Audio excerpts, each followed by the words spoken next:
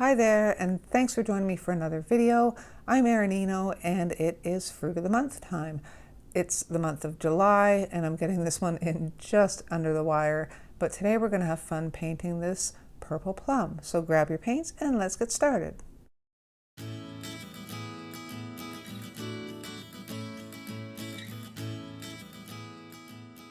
Today I'm using my Baohong Academy cold press watercolor paper. It's 140 pound, 100% cotton. I have my Royal Talons Van Gogh paints in my palette, jar of water and a paper towel. And I have 3 brushes today. I have my size 12 round in the Curry's 2500 series and a size 6 round in their 2400 series, along with a Princeton snap round in a size 2. You will also need a pencil and an eraser because we're going to sketch this out first. And I have a reference photo that I will pop up during the video so you have that to reference. Okay, so let's just get in and start drawing. And this has like a little kind of split in it, almost like the little peach bum does. It kind of grows in that same kind of manner. Okay, so we'll just start off with the circle first. It's a little to the left, but that's okay. And then we're going to have that little kind of peach bum split down here.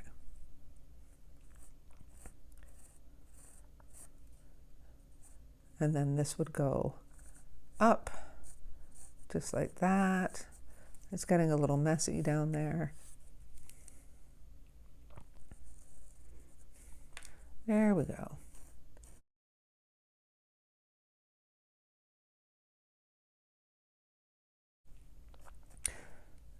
So I'll just draw a little guide in here of how that little crease in the I almost said pear, in the plum would be, just like that. I think it can afford to be a little rounder over here. Don't worry, I'll erase all the extra marks. Then we're going to have this kind of just dip down a little bit and come back up. And then we'll have the stem poke out of here. It's pretty much like an apple. And then the leaf is going to come off of the stem, and the leaves are kind of stubby teardrop shape. Okay, so we'll just draw the main vein that runs down the center of the leaf. Then we'll draw the one side, so it's kind of up. It's a broad leaf, but it's kind of short. It's not really huge. Okay, so this will be the one side. Have that go in there, and then this other side will sit on top of the plum. Just like that. Okay, so that looks pretty good to me. I might be able to just come out a little bit more here.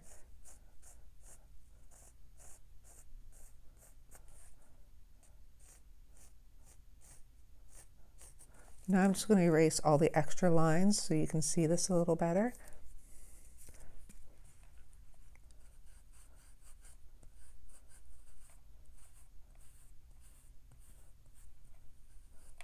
Okay, so we don't need that poking through the leaf. So there you go, there is our basic plum shape. So I'm going to lighten the lines. Because the plum is so dark, we don't have to worry too much about pencil lines showing, but I will lighten them a bit and then we can get painting. So the first thing we need to do is get our colors mixed. And I think I'm going to start with quinacridone purple red, because that is a ready kind of purple. And I'm going to throw in some indigo So we've got a nice deep bluish purple here. And I think to just make it a little more red, which is what we're going to need, I'm going to add in a little bit of carmine. Carmine is a pretty deep red, so I'm just going to add a little bit at a time, and hopefully we will get that kind of reddish plum color. When we go back and do like a second layer, maybe I will add a bit of black. I don't know, we'll see how it goes. But I just want a little bit more red in there, and we'll see what this gives us. Okay, so I'm going to lay down the darkest value here, and then I will just wash that out and see what we have. And I actually like that. That's pretty decent. Okay, so I'm going to use a really light wash of this purple for the highlights on the plum. Okay, so this is our color, and we're going to use that for the highlights just as a light wash. But where the dusty areas are on a plum, I don't want to just make a lighter version of that purple because it's just going to look like a highlight. We want to make it kind of dusty. So I'm going to add a bit of Payne's Gray. And I'll just put some up here. And I'm going to mix it in with that red, but we'll be using a really light wash of it to get that kind of dusty color. So we'll see if this will work. And I think that's good because I wanted a little more bluish. Okay, so we're going to take that dusty color and we're going to lay down where it goes first. So we have a little bit of dusty color along that kind of peach bum split and maybe a little bit at the top. So I'm just going to first get that down on the paper. So that way we know where it is and we know that we're not going to go over that with the deep purple. And you can make it bigger, of course, because we're going to come in with that deeper purple. Okay, so we want to make sure we've got enough of that dusty shade on there. And then there's a little bit that just goes along that kind of split, or indentation rather. That was a little heavy. I'm going to lighten that up a bit.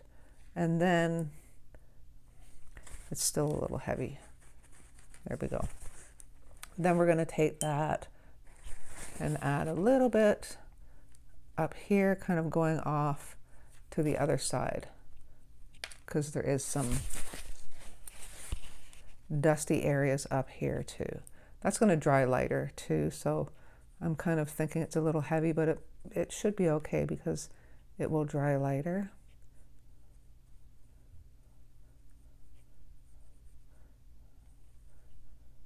And again, I'm doing it bigger than the actual dusty area.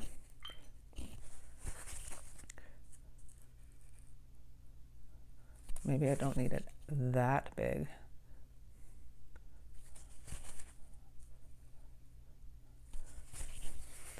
Okay, so that's that. Now I'm going to take my number 12 brush. You don't have to use a brush this big. You don't want to use a tiny brush because there's a big area there that we have to paint.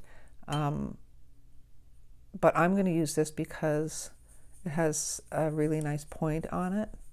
Okay, and I just want a little bit of a wash first. I don't want to go in and dump too much color in right out of the gate. So I'm going to go along that dusty edge, and I do want to keep it a little lighter at the bottom because the reference photo is a little lighter, and I'll just give it a little bit of shape. And don't forget, you can always turn your board, whatever's going to make it easier for you to get that proper shape filled in. I want to try to keep this edge wet to keep this paint moving. Now this color that I'm laying down, I also want to be the highlight. So I'm just cleaning off my brush, running it along the edge of my jar, and just putting this color up here as a lighter wash, okay? And bringing it up to that dusty part. And I'm gonna rinse, dry off my brush a bit, and just soften this edge as it goes into the lighter dusty area. Okay, take a little bit more of that pigment and finish up here. Okay, again, not highly pigmented because we're just kind of getting that highlight established, okay? So I'm just going to soften this out a bit.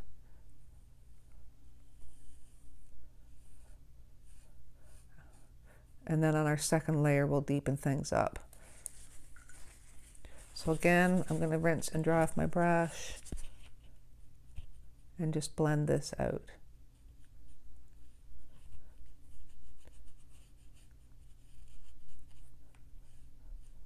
We're going to get some hard edges here, but that's okay. They're going to get covered up.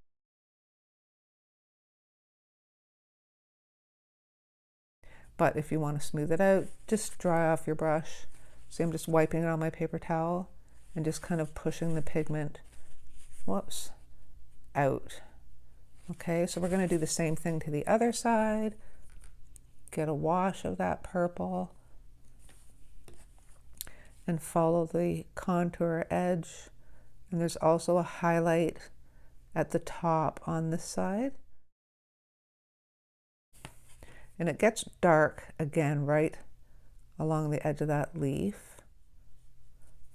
So I'm going to rinse and dry off my brush and just bring this into that highlight area, trying to keep that edge softened. So I'm just kind of touching it, dragging that paint around. I don't want it to go too heavy on us. And then the same thing down here where it hits that dusty edge, because you don't want to lose that dusty part that you just painted. How many times can I say dusty? Apparently a lot.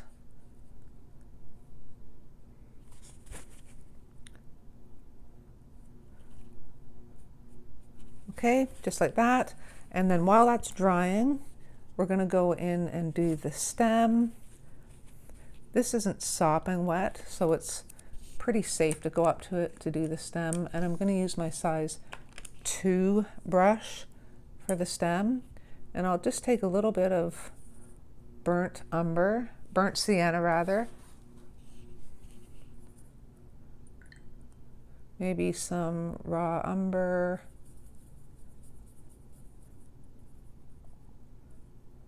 And a touch of sepia. That might be too much.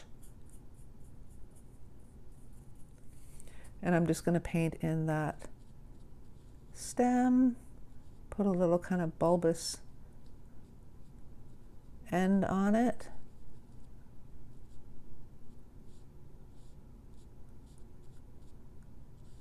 And once that dries, we'll go in and put a little more detail on that. So as that's drying and the plum is drying, we'll do the leaf. So I'm going to use sap green because it is a pretty bright green leaf. I'm not big on sap green alone, so I'm going to add in a little bit of, what am I adding in? A little bit of olive green. Sorry, my head just went blank. And I'm just going to do a light wash. Not light, medium kind of wash, I guess. I'm going to put my paper towel there because I don't want to muck this up. And it's got quite a point on it, this leaf. Okay, so I'm just basically going to fill in the whole leaf, and then we can go in later and add some detail. Okay, so that is the first layer of our leaf. I'm going to do a little line from the stem of the leaf going to the stem. And that bled into the stem a little bit, but that's okay because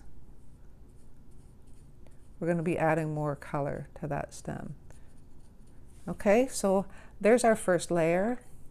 And if it's dry enough, it's not quite dry, but I think it's dry enough that we can go in with our second layer of the purple.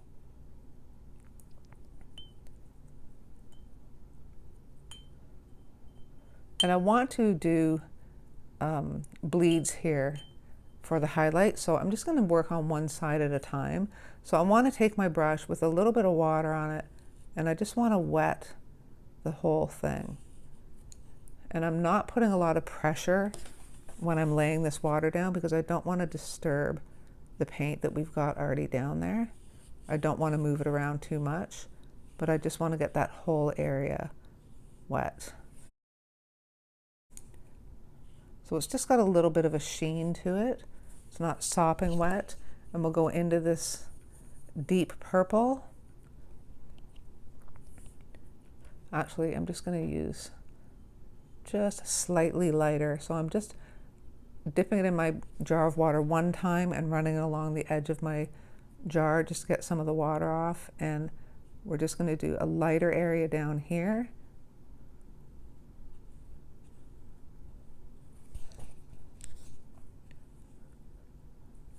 That might be a little too light. Tap a little bit more pigment in there. Then I'm going to go full on with the purple.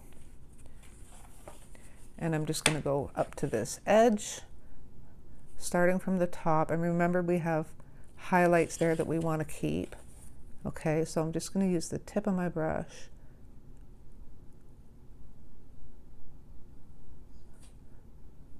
And I don't want to deposit too much pigment at this point.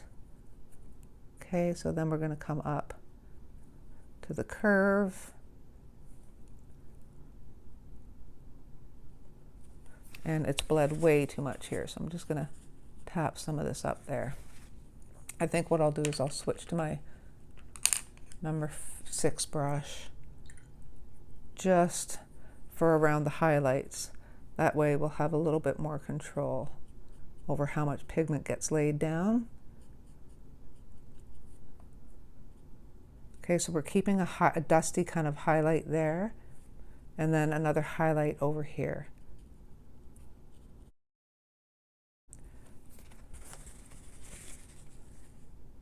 And that's going to continue to bleed, so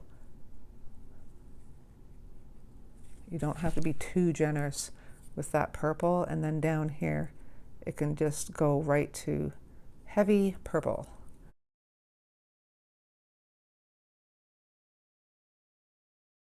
Because this brush is smaller, it doesn't hold as much water, so it's not going to bleed as much. Clearly the size 12 was a little too robust for this.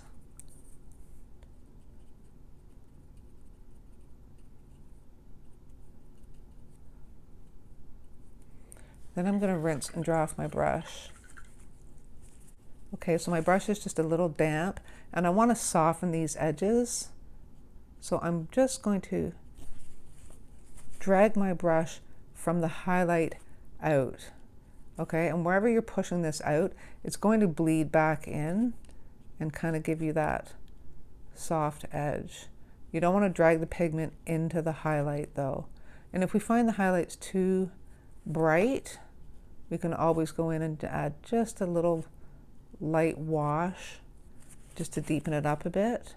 Same thing here. To soften that edge, I'm cleaning off my brush, just wiping it on my paper towel and dragging that pigment away from that dusty line that we created. Okay, so you're dragging it away. You don't want to drag the pigment into it.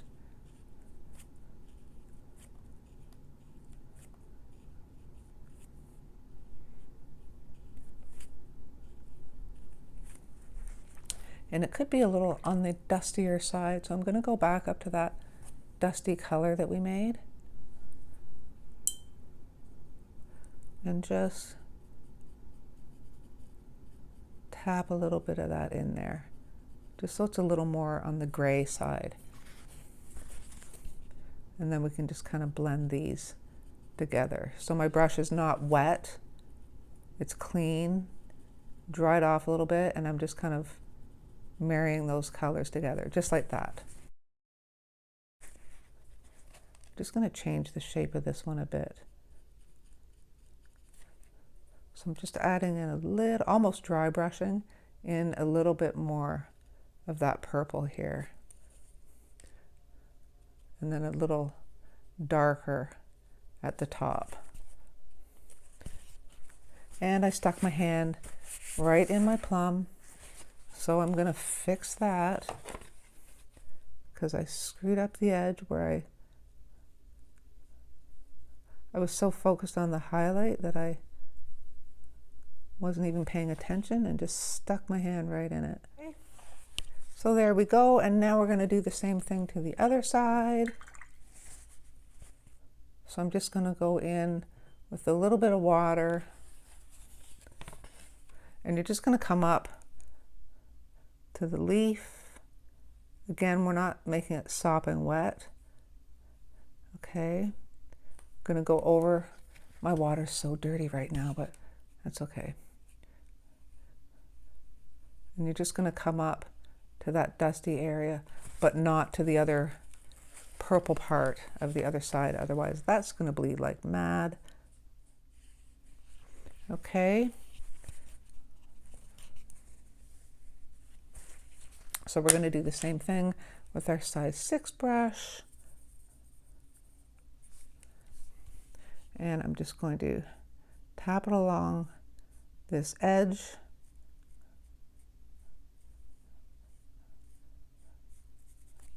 Like so, come up to that dusty part that we painted, just close to it. I have a feeling I'm going to add more gray to that as well. Then there's a thinner line of the dusty part here, but this thins out and goes into the other part, so that should do. I'm going to go up under the leaf.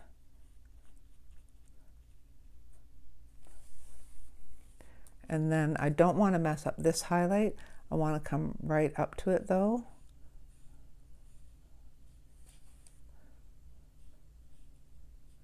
Like that. And we're maintaining a highlight there. So I'm just going to go to this edge.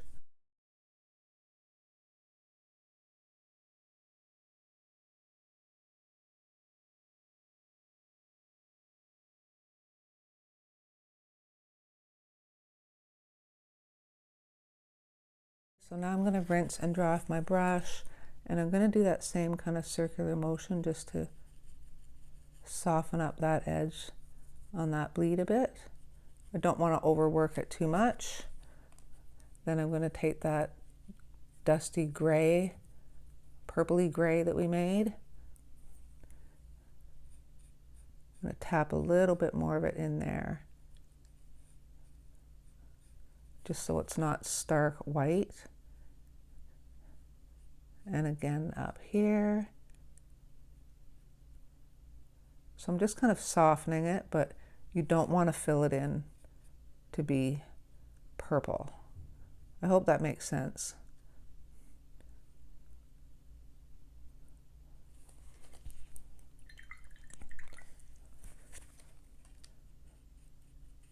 And again, I'm dragging that highlight out, and I have to decide if the highlights are too bright. It is fairly bright on this side,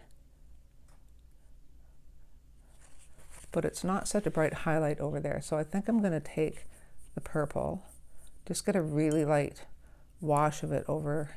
I'll just put it here because I want to go in with a fairly dry brush. So I want to make a real watered down version of that purple, and I'm going to dry off my brush and just go get some of that and just go on top of that highlight just to tone it down just a little bit. It was just too strong. So you don't want to do this with a lot of water on your brush. okay, because you'll just start to create funny blooms. I think that's good enough. I don't want to play around with it too much. How many times have you heard me say that? Then I'm going to take my number 2 and we'll go back to the stem and get some of that darker sepia. Just run it up the side, do a few little squiggles at the top. Rinse, dry off my brush. Oops, I didn't need to spill water there. And just kind of soften this up a bit. Can be a little darker on this edge.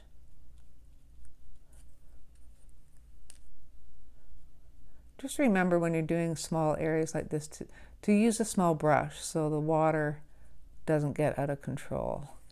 Okay, now we're going to go back to our leaf and I'm going to deepen that up, the sap green and the olive green, and I'm going to deepen it up just the slightest amount of quinacridone purple red, just a little bit. Now I want to keep a light vein down the center because that's what this little plum guy has. So I'm just going to bring this all the way down, follow that curve. I can barely see that pencil line in there now. That's all right.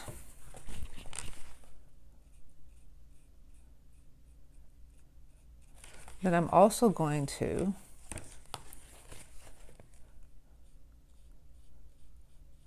when I paint this in, I'm going to leave some really small white lines between these green brush strokes that I'm putting in, just to indicate a few veins in the leaf. I don't want to do it everywhere because we're not going hyper realistic here, and I don't want the leaf to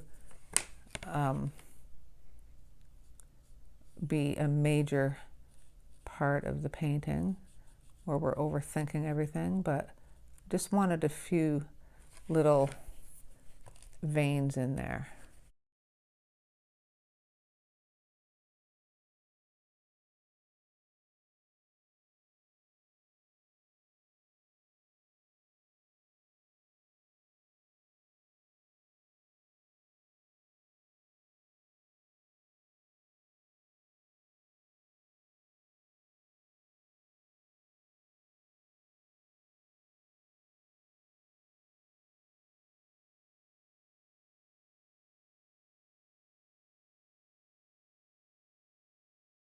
Then I want to add a little more depth to it.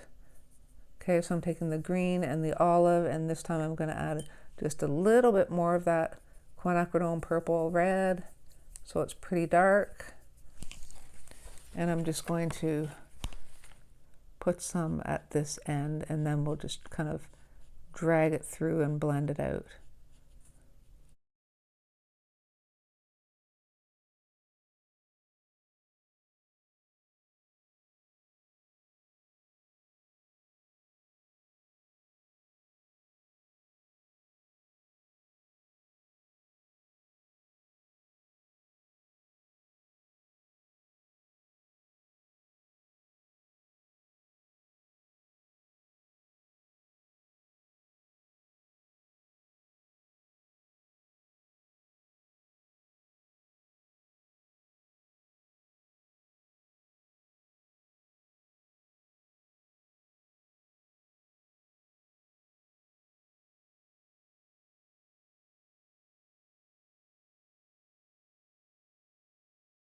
And I think I will just go in with a little bit more sepia, straight sepia that looks almost black. Just add a little bit more definition to that stem. And then to make our plum look like it's not floating in mid-air, I think we will go in on this one and put a little shadow in. So I'm just going to use, I think the Payne's Gray will be best for this. I don't want it really dark. Okay, so I'm just going to take the Payne's Gray, straight up Payne's Gray, pretty much, maybe not so straight up. Water it down just a titch.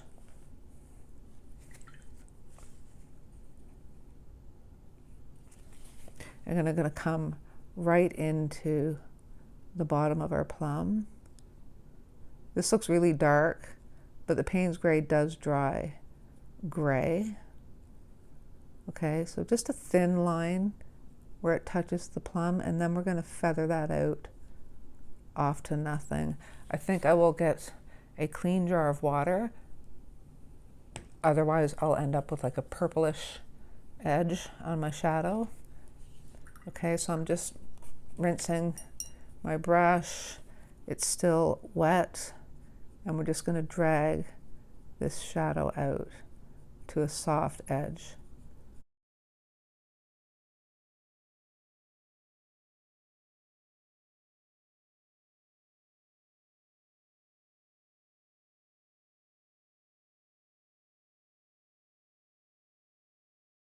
So once I had the shadow in place, the bottom of the plum was looking a little wonky, so I'm just going in with a little bit of that purple and just rounding off that edge a little bit, just to make it a little more of a smoother transition. And once I did that, I decided that the leaf looked a little heavy, so I'm just re-wetting the leaf a little bit, not disturbing the paint too much, and just dabbing up a little bit of that pigment just to lighten it up a bit. And then once I removed it from the board, I decided that the edge was just a little wonky, so I'm just taking that purple and just rounding out that edge on that one side. So there you go, there's your finished plum. I hope you guys enjoyed this tutorial and that you found it helpful. And even if painting fruit isn't your thing, little paintings like these are a really good exercise just to get more practice with different watercolor techniques. So that's it for today, guys. Thanks so much for joining me, and I will see you next time.